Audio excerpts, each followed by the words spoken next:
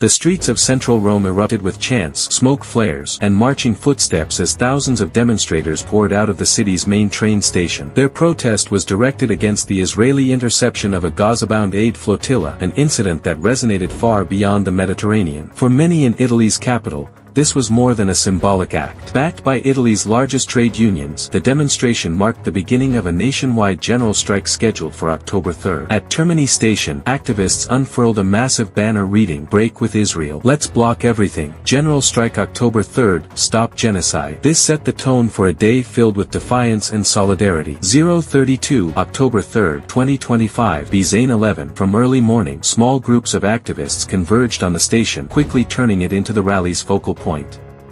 Traffic was blocked, Palestinian flags waved high, and protesters advanced in waves while red smoke flares filled the air. As the march progressed, demonstrators moved toward Palazzo Chigi, the Prime Minister's office. Tensions rose as riot police formed barricades, preventing them from reaching their destination. After negotiations, organizers reached a compromise, and the protest shifted to Piazza San Silvestro, which became the final rallying ground of the day. Italy's trade unions played a decisive role in mobilizing the movement.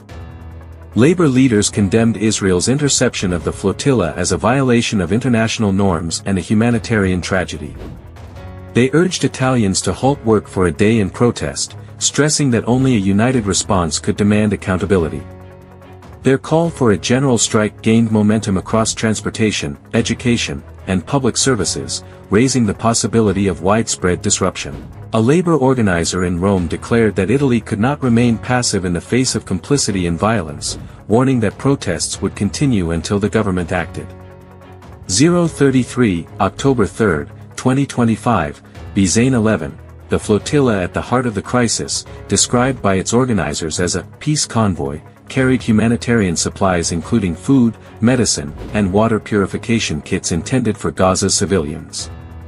Israel defended its interception on security grounds, claiming it needed to inspect the cargo to prevent weapons from entering the territory. Critics, however, argued that the act violated maritime norms and worsened Gaza's humanitarian crisis. Among the demonstrators in Rome were students, union activists, and human rights campaigners, many carrying placards depicting children in Gaza. Some spoke of solidarity, others of frustration with Europe's inaction, insisting that, this is not just about Gaza, it is about humanity.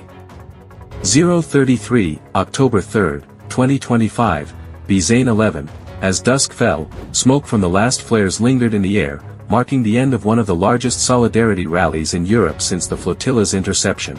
The protest became a focal point of international media coverage, with images of banners, Palestinian flags, and police barricades widely broadcast.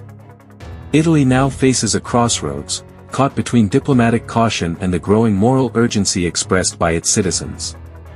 The chants of "Break with Israel," "Let's block everything," "Stop genocide," captured the day's defiance and revealed a rising public demand for justice and accountability.